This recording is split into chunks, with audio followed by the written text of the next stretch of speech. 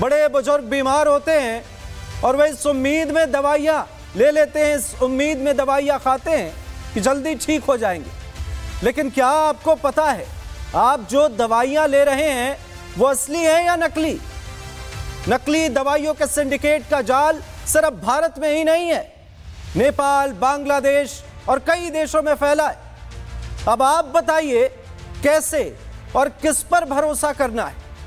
हमने एक रिपोर्ट तैयार की, आपको दिखाते।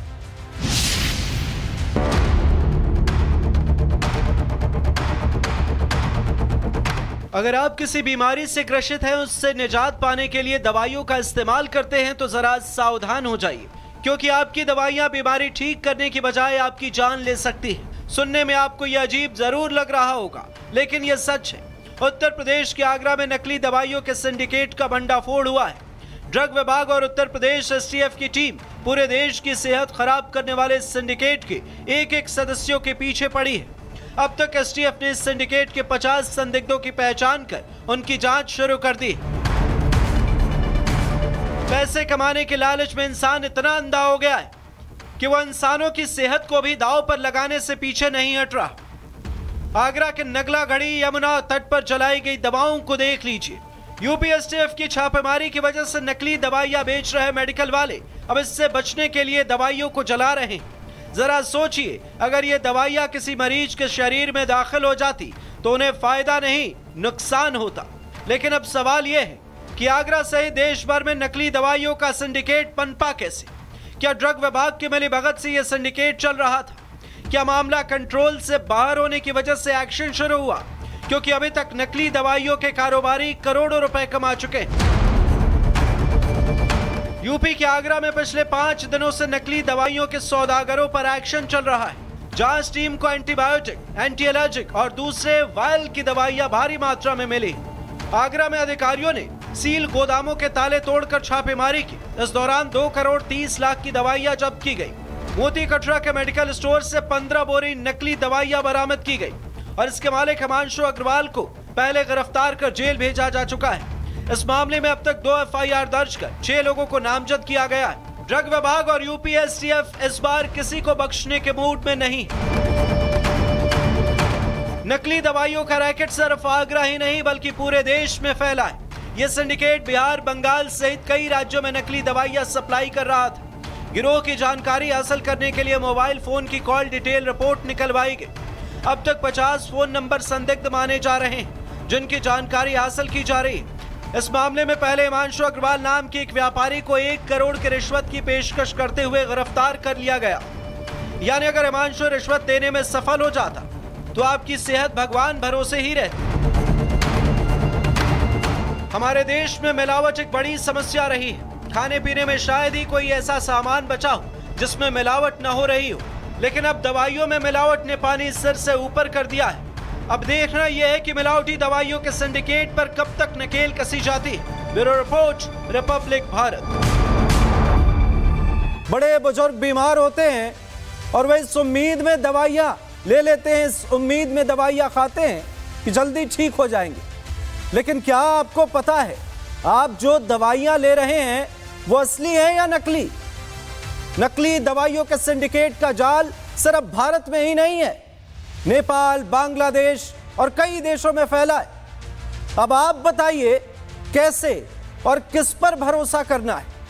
हमने एक रिपोर्ट तैयार की, आपको दिखाते।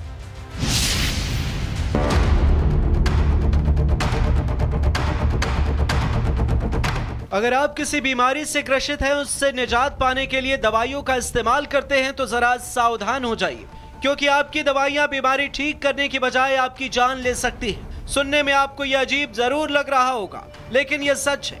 उत्तर प्रदेश के आगरा में नकली दवाइयों के सिंडिकेट का भंडाफोड़ हुआ है। ड्रग विभाग और उत्तर प्रदेश एसटीएफ की टीम पूरे देश की सेहत खराब करने वाले सिंडिकेट के एक सदस्यों के पीछे पड़ी है।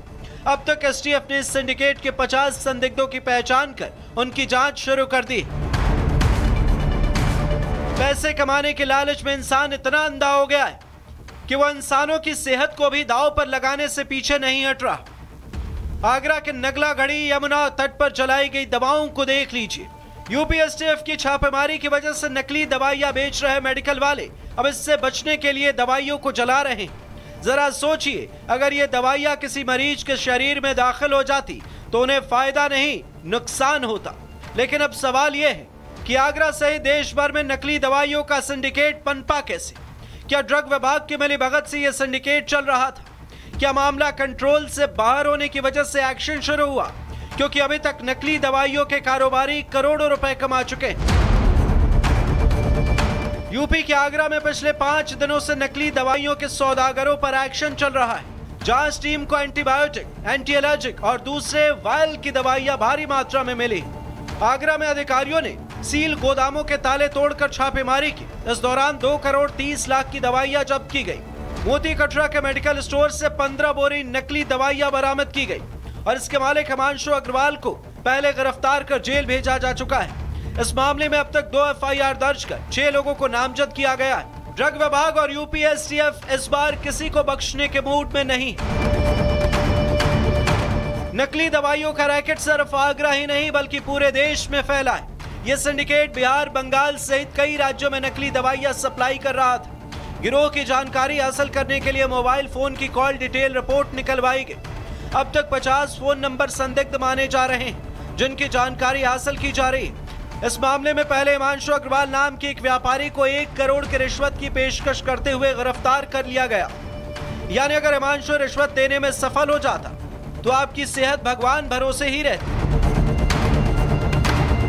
हमारे देश में मिलावट एक बड़ी समस्या रही है। खाने पीने में शायद ही कोई ऐसा सामान बचा हो जिसमें मिलावट न हो रही हो, लेकिन अब दवाइयों में मिलावट ने पानी सिर से ऊपर कर दिया है। अब देखना यह है कि मिलावटी दवाइयों के सिंडिकेट पर कब तक नकेल कसी जाती है। Bureau report, Republic Bharat. बड़े बुजुर्ग बीमार होते हैं और वे इस उम्मीद में दवाइयां ले लेते हैं, इस उम्मीद में दवाइयां खाते हैं कि जल्दी ठीक हो जाएंगे। लेकिन क्या आपको पता है आप जो दवाइयां ले रहे हैं वो असली है या नकली? नकली दवाइयों के सिंडिकेट का जाल सिर्फ भारत में ही नहीं है, नेपाल, बांग्लादेश और कई देशों में फैला है। अब आप बताइए कैसे और किस पर भरोसा करना है। हमने एक रिपोर्ट तैयार की, आपको दिखाते।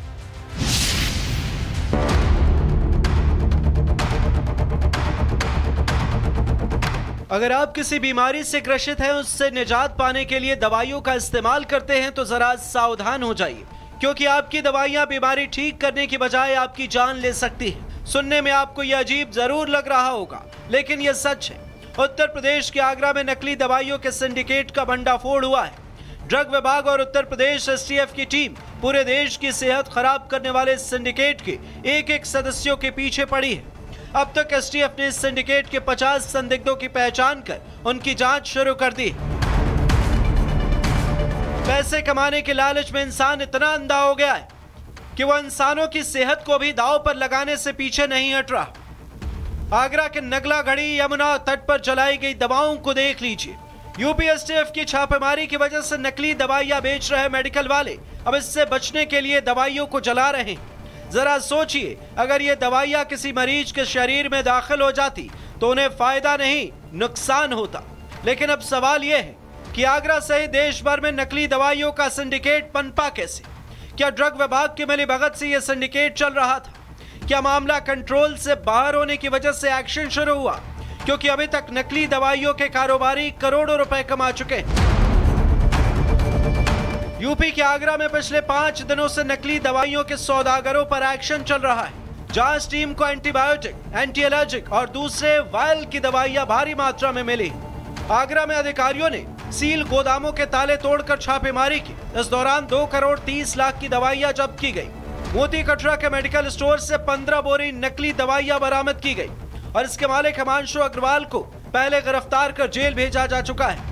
इस मामले में अब तक 2 एफआईआर दर्ज कर 6 लोगों को नामजद किया गया है। ड्रग विभाग और यूपी एसटीएफ इस बार किसी को बख्शने के मूड में नहीं।